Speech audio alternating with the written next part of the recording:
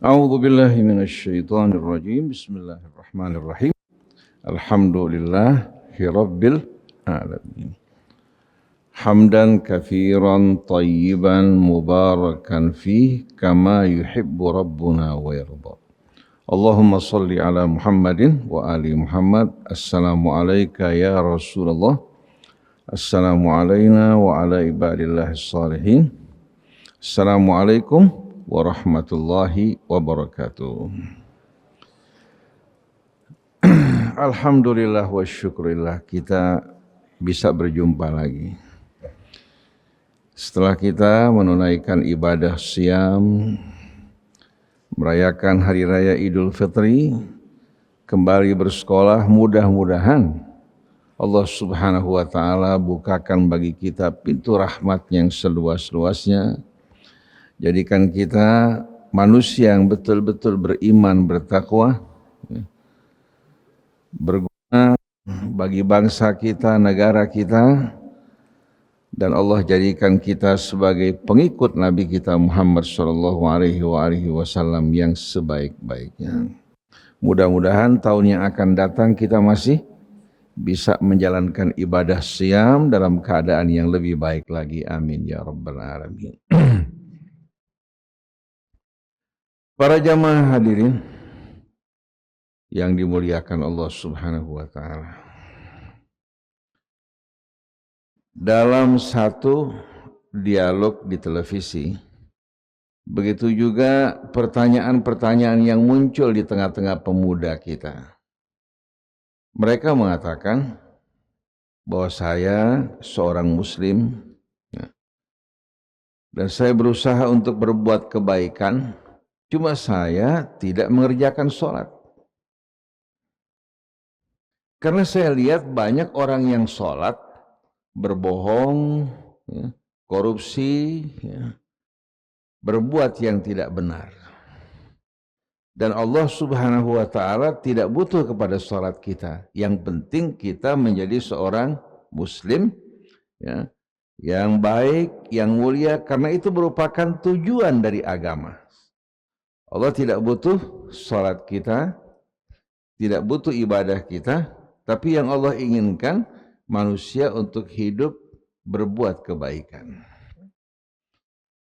Dan Rasul diutus sebagai pembawa rahmat untuk al-alamin, demi menyempurnakan akhlak manusia. Jadi kalau seandainya kami sudah berakhlak baik, kami tidak perlu lagi untuk mengerjakan salat. Daripada salat tapi perbuatannya buruk.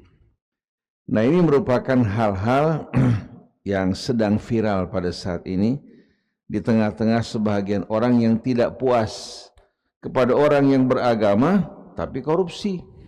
Pergi umrah, pergi haji dari uang korupsi. Berbuat kezaliman, akhirnya muncul rasa antipati di hati mereka terhadap orang yang sholat, bahkan terhadap sholatnya itu sendiri. Nah, kira-kira menurut anak-anak bagaimana? Kira-kira ucapan ini benar apa salah?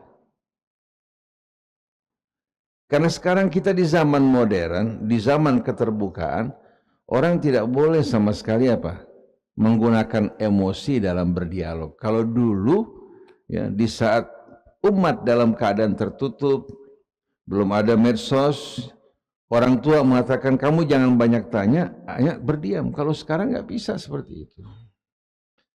Nah, di sini kita ingin memberikan jawaban yang mudah-mudahan bisa berkenan di hati kita untuk menambahkan keyakinan kita. Kita semua tahu bahwa salat Allah wajibkan bukan karena Allah butuh dengan salat kita. Sekali-kali Allah tidak butuh. Allah berfirman, ya ayyuhan nas antumul fuqara'u ilallah. Wahai manusia, sesungguhnya kalian yang butuh kepada Allah. Wallahu huwal ghaniyul hamid. Tapi Allah, dialah yang maha kaya, lagi maha terpuji. Lalu mengapa Allah perintahkan kita untuk mengerjakan sholat? Apakah tidak sia-sia? Kalau Allah sendiri tidak butuh akan sholat kita. Sebetulnya salat ini merupakan rahmat dan karunia dari Allah Subhanahu wa taala yang tak terhingga. Kalau seorang katakan pengusaha atau seorang katakan pejabat atau apapun peran dia, kalau dia bisa berhubungan langsung dengan kepala negara mengatakan, kalau kamu butuh apa saja, perlu apa saja, silahkan hubungi saya. Kira-kira dalam pandangan sebahagian besar orang ini merupakan keberuntungan apa tidak? Dia punya persoalan, dia bisa ngadu kepada Bapak Presiden. Dia diancam oleh sesuatu, dia bisa mengadukan kepada Bapak Presiden. Padahal sebetulnya Presiden tidak mampu untuk menyelesaikan persoalan kita seluruhnya. Nah sekarang kita bertanya, kalau seandainya kita manusia dibukakan akses pintu berkomunikasi langsung dengan Allah Subhanahu wa taala. Allah Subhanahu wa taala merupakan Tuhan yang maha besar, yang menciptakan kita, yang melimpahkan rahmatnya kepada kita semua. Allah buka pintu berkomunikasi langsung dengan Allah tanpa perantara. Kira ini merupakan keberuntungan apa kerugian buat kita? Coba sayang, manusia yang hidupnya dikuasai oleh apa? Oleh tuntutan duniawi, oleh hawa nafsunya, dia merasa seolah-olah sholat mengganggu dia, menghalang-halangi dia dari apa? Dari kesenangan yang sedang dilakukan, seperti orang yang lagi jajet, lagi menyaksikan sebuah tayangan film, atau sedang bermain, datang panggilan sholat, buat dia ini merupakan beban. Tapi kalau dia tahu bahwa sholat ini merupakan undangan dari Allah, dan Allah Subhanahu wa taala menjanjikan keberuntungan buat dirinya, membuka pintu rahmatnya, dan dia bisa lihat, bisa rasakan langsung seperti orang yang sedang asyik bermain, niscaya dia akan berlomba-lomba untuk menyambut panggilan Allah. Oleh karena itu ketika muadzin mengumumkan hayya 'alas shalah, dilanjutkan dengan hayya 'alal falah. Al-falah artinya kesuksesan dan keberuntungan. Cuma banyak orang sholat, tapi hatinya nggak sholat. Banyak orang ruku dan sujud, tapi hatinya, jiwanya tidak ruku dan tidak sujud. Jadi Allah perintahkan kita mengerjakan sholat demi apa? Demi menjaga kebersihan jiwa kita.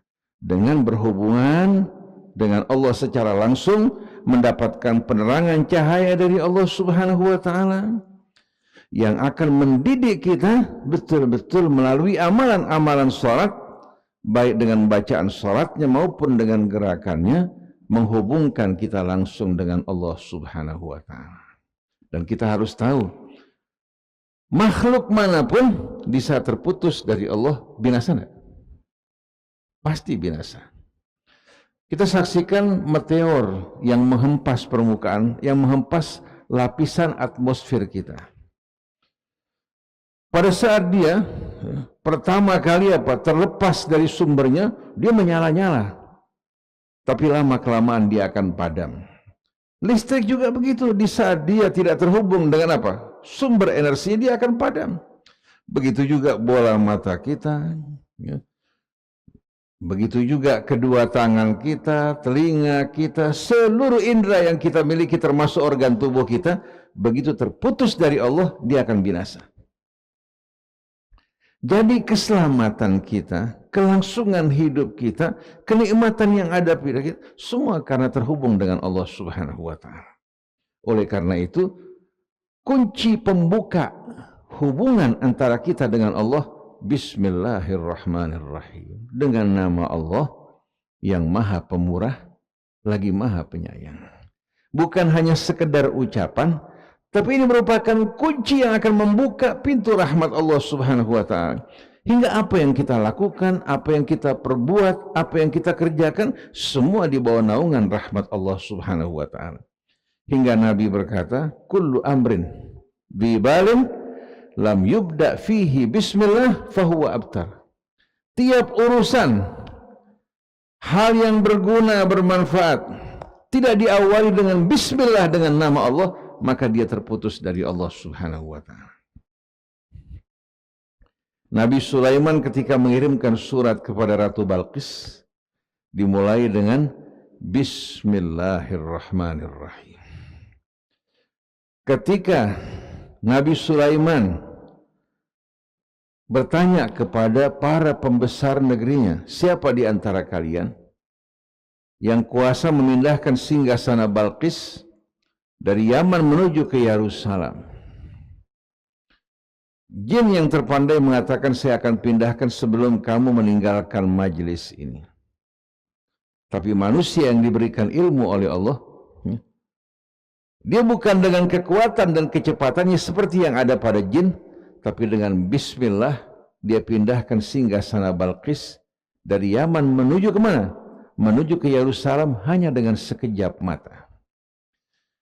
Nah, bismillah ini merupakan betul-betul pembuka pintu segala kebaikan buat kita. Yang maknanya Allah Subhanahu wa ta'ala mendidik kita untuk selalu menghubungkan diri kita, nikmat-nikmat yang ada pada kita dengan sumber nikmat tersebut, yaitu Ar-Rahman Ar-Rahim. Pernah saya ceritakan kepada anak-anak sekalian sebuah kisah nyata ya, yang pernah dialami oleh seorang teman yang dekat dengan saya. Saya ulangi kembali untuk menjelaskan bagaimana bismillah ini penuh dengan rahasia. Dia berangkat dari Bogor pulang ke Jakarta menggunakan sebuah mobil dengan kecepatan tinggi. Pada saat itu Jagorawi ya, pada tahun-tahun 86, 89 masih kosong.